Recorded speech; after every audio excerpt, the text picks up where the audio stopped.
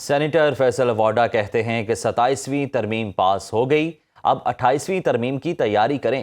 وزیراعظم نے جمہوری روایت کے تحت ایک انتہائی اچھا اقدام کیا، ان کی قدر کرتا ہوں۔ فیصل واڈا نے مزید کہا کہ 27ویں آئینی ترمیم سے جمہوریت مضبوط ہوگی، یہ ہمارے ملک کی ضرورت ہے، اس سے ہمارا دفاع مزید مضبوط ہوگا۔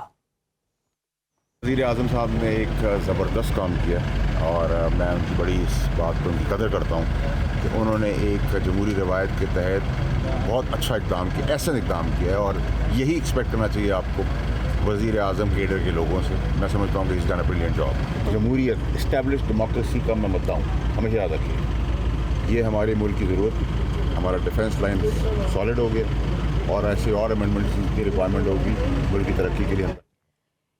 وفاقی دارالحکومت کے بلدیاتی الیکشن جلد کروانے کی درخواست پر فیصلہ محفوظ۔ اسلام آباد ہائی کورٹ کے جسٹس محسن اختر کیانی نے فریقین کے دلائل کے بعد فیصلہ محفوظ کر لیا۔ جسٹس محسن اختر کیانی کا اسسٹنٹ اٹارنی جنرل اور الیکشن کمیشن کے ڈی جی لاء سے مکالمہ، کہا بلدیاتی الیکشن سے متعلق عدالتوں کے فیصلوں کی خلاف ورزی ہو رہی ہے۔ مزید جانتے اپنے نمائندے عامر بلوچ سے۔ عامر، کہیے گا فیصلہ محفوظ ہو چکا ہے، کب تک سنایا جائے گا؟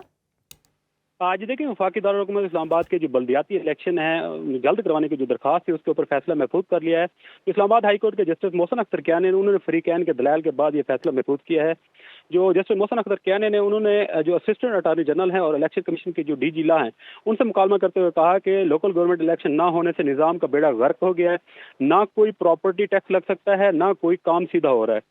انہوں نے یہ بھی کہا ہے کہ بلدیاتی الیکشن سے متعلق مسلسل عدالتوں کے فیصلوں کے خلاف ورزی ہو رہی ہے۔ جسٹس محسن اختر کیانی نے یہ ریمارک دیا کہ حیرت تو اس بات پر ہوتی ہے جنہوں نے خود ایک دن میں الیکشن کا فیصلہ دیا پھر ڈویژن بینچ میں بیٹھ کر فیصلہ معطل کر دیا۔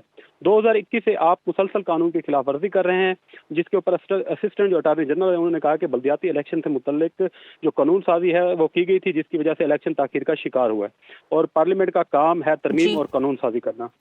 ٹھیک ہے عامر بلوچ، آپ کا بہت شکریہ۔ ورکرز ویلفیئر بورڈ سندھ کے ترقیاتی کاموں کے ٹینڈرز میں 5 ارب روپے خرد برد کیے جانے کا انکشاف ہوا ہے۔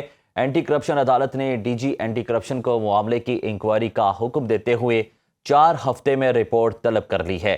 آپ کو اپڈیٹ کر رہے ہیں کہ ورکرز ویلفیئر بورڈ سندھ کے ترقیاتی کاموں کے ٹینڈرز میں 5 ارب روپے خرد برد کیے جانے کا انکشاف ہوا ہے۔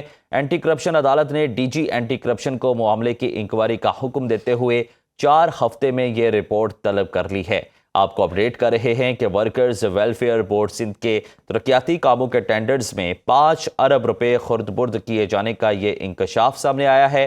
اینٹی کرپشن عدالت نے ڈی جی اینٹی کرپشن کو معاملے کی انکوائری کا حکم دیا اور 4 ہفتے میں تفصیلی رپورٹ طلب کر لی ہے۔ ڈیٹیلز جان لیتے ہیں اپنے نمائندے جنید شاہ سے۔ جی جنید، بتائیے گا۔ دیکھیے، ورکرز ویلفیئر بورڈ سندھ کے ترقیاتی کاموں کے ٹینڈر میں 5 ارب روپے کی خرد برد کا انکشاف ہوا ہے۔ Secretary workers welfare board Sindh Rafiq Ahmed Qureshi اور دیگر حکام اور ٹھیکیدار کمپنیوں کے خلاف جو کارروائی کی درخواست دی گئی ہے، عدالت نے درخواست پر ڈی جی اینٹی کرپشن کو معاملے کی انکوائری کا حکم دے دیا ہے، جبکہ عدالت نے یہ بھی کہا ہے کہ ڈی جی اینٹی کرپشن ذمہ دار افسران سے معاملے کی انکوائری کریں اور شکایت کنندہ کو بھی انکوائری افسر کے ساتھ تعاون کرنے کی ہدایت کر دی۔ عدالت نے انکوائری کر کے 4 ہفتوں میں رپورٹ طلب کر لی ہے۔ درخواست گزار طارق مصطفیٰ کی جانب سے ورکر ویلفیئر بورڈ سندھ کے حکام اور ٹھیکیدار کمپنیوں کے خلاف شکایت داخل کی گئی تھی، جس میں ان کا یہ کہنا تھا کہ سندھ ورکر ویلفیئر بورڈ کی جانب سے تعمیراتی کاموں کے ٹینڈر میں من پسند افراد کو دیے گئے ہیں، جبکہ حکام نے ٹینڈرز کے اشتہارات بھی جعلی بنوائے۔ درخواست میں یہ بھی کہنا تھا کہ حکام نے فائل میں ٹینڈر کے جو اشتہارات شامل کیے تھے وہ ان اخبارات میں نہیں لگے، جبکہ ورکرز ویلفیئر بورڈ حکام کی جانب سے ملی بھگت کر کے 5 ارب روپے کی خرد برد کی گئی ہے۔ جی بہت شکریہ آپ کا جنید شاہ، تفصیلاً آگاہ کیا۔